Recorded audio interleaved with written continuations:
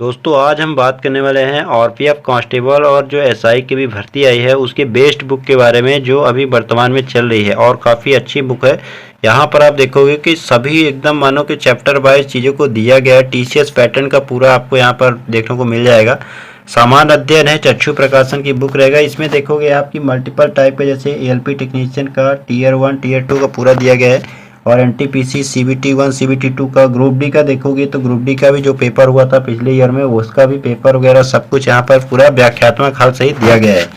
और यह पुस्तक की अगर मैं बात करता हूँ तो हर हाल में उसको तो श्रेष्ठ है, तो इस पुस्तक को आप एक बार चेकआउट कर सकते हो और काफ़ी अच्छा यहाँ पर बुक आपको मिल जाएगी। 6900 प्लस यहाँ पर आपको देखोगे मल्टीपल चॉइस क्वेश्चन दिए गए हैं। पूरा टीसीएस पैटर्न में जो पेपर हुआ था आपका पिछले सालों में उसका आपको पूरा जो है तो पैटर्न में मिल जाएगा। लेटेस्ट यहाँ पर चैप्टर वाइज चीज़ों को दिया गया है, तो इसको इस बुक को ये बहुत ही बेस्ट बुक है। आपको ये प्रैक्टिस बुक भी चाहिए तो प्रैक्टिस बुक भी चक्षु प्रकाशन का आता है, जिसमें आप यहाँ पर देख सकते हो स्क्रीन में कि कांस्टेबल का भी यहाँ पर दिया गया है ऑफिशियल मतलब पूरा पैटर्न के हिसाब से। और आरपीएफ के बारे में यहाँ पर एसआई का भी, रेलवे मैथ चैप्टर वाइज सभी का अगर आप देखोगे तो मैथ रीजनिंग और जीके का मैं और साइंस यहाँ पर पूरा दिया गया है। तो इसको आप अगर जो है तो देख के खरीद सकते हो। बहुत ही बेस्ट बुक यहाँ पर आपको साबित होने वाली है। यहाँ पर आपको बता दूं, सबसे पहले आपका आरपीएफ एसआई का और कांस्टेबल का आपका सिलेबस की बात करूँ तो सेम सिलेबस है।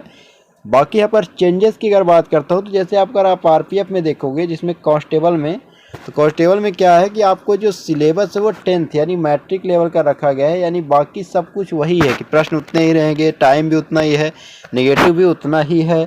लेकिन यहाँ पर जो लेवल रहेगा, लेवल ऑफ क्वेश्चन वो डाउन रहेगा।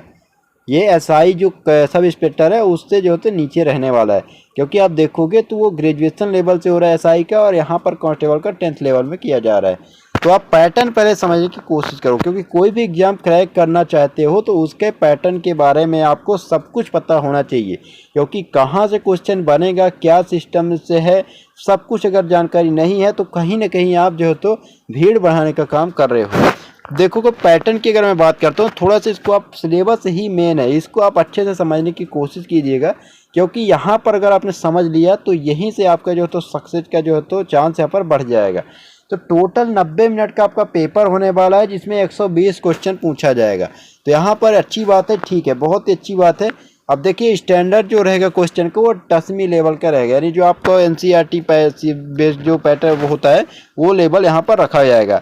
1 नंबर का मिलेगा आपको, 1 नंबर अगर 120 क्वेश्चन में आप सभी को 1 नंबर का आप एक क्वेश्चन हल करते हो तो 1 नंबर मिलेगा। अगर आप गलत करते हो तो 1/3 यानी 3 क्वेश्चन गलत करते हो तो 1 नंबर आपका जो है तो काट लिया जाएगा, वो ठीक है। नॉर्मलाइजेशन भी किया जाएगा, अच्छी बात है, नॉर्मलाइजेशन का प्रोसेस होगा। मिनिमम पास परसेंटेज एलिजिबिलिटी, ये जो एलिजिबिलिटी है यहाँ पर बहुत सारे लोग कंफ्यूज होते हैं कि जैसे यूआर ईडब्ल्यूएस ओबीसी एनसीएल का देखोगे तो 35%, एससी एसटी का देखोगे तो 30%। तो ऐसा नहीं है कि आपको 35% का मान लीजिए 12 पे 120 नंबर का आपने 35% ला लिया तो आप जो है तो सिलेक्ट हो जाओगे। कम से कम इतना तो लाना ही है, अगर इससे कम लाते हो तो आप जो है तो आपका बाहर ही हो, कोई मतलब नहीं आपका पेपर देने से। तो आप इससे अगर कम आ रहा है तो आपको जाने की ज़रूरत ही नहीं है। तो ये चीज़ यहाँ पर बता दिए गए।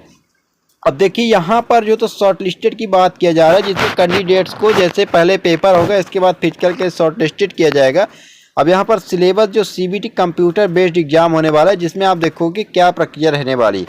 तो सबसे पहले जो है तो ABC पार्ट में रखा गया है, 3 पार्ट में रखा गया है सिलेबस को। अरिथमेटिक यानी मैथमेटिक, जनरल इंटेलिजेंस रीजनिंग का और जनरल अवेयरनेस यानी जीके का।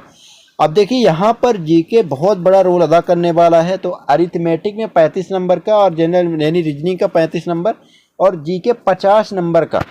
तो सबसे ज़्यादा जो वेटेज रखा गया है वो जीके का रखा गया। और जीके में भी आप देखोगे तो इसको समझ लो थोड़ा सा, तो देखो कि जनरल अवेयरनेस है, इन्वायरमेंट से क्वेश्चन आने वाला है।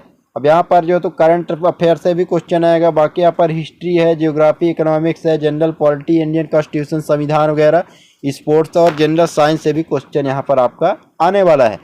तो इसके लिए दोस्तों बहुत बड़ी ज़रूरत ये है कि आपको एकदम सिस्टमेटिक तरीके से पूरा सिलेबस का नॉलेज रखते हुए ही आपको तैयारी करना है। अगर ये सब आप कर लेते हो तो मेरे को नहीं लगता कि आपको कोई यहाँ पर सिलेक्शन रोकने वाला है। थोड़ा सा वैकेंसी के बारे में देखोगे तो 4200 वाट यहाँ पर जो कांस्टेबल का है, 452 जो है तो पोस्ट यहाँ पर जो है तो रखा गया है इसका एसआई का। तो जो भी आपका टारगेट है उस टारगेट को आपको अचीव करने के लिए ये सब चीज़ करना पड़ेगा। तो सिलेबस को आप ध्यान से देखिए।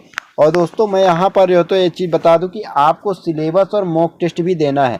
मॉक टेस्ट के लिए दोस्तों बहुत ही बड़ा ज़रूरी है कि आपको रेगुलर मॉक टेस्ट दो, उसका प्रॉपर एनालिसिस कीजिए, तभी आपका जो है तो सिलेक्शन हो सकता है। बाकी इससे उम्मीद अगर आप काम करते हो कि आपको जो तो हाथ मेहनत ना करना पड़े, तो कहीं ना कहीं आप भीड़ बढ़ाने का काम करें, क्योंकि आप देखोगे फॉर्म इस बार काफ़ी ज़्यादा गए हुए हैं। तो आप एटलीस्ट ये चीज़ ज़रूर फॉलो करना कि आप जो भी करो तो एकदम ईमानदारी से करना।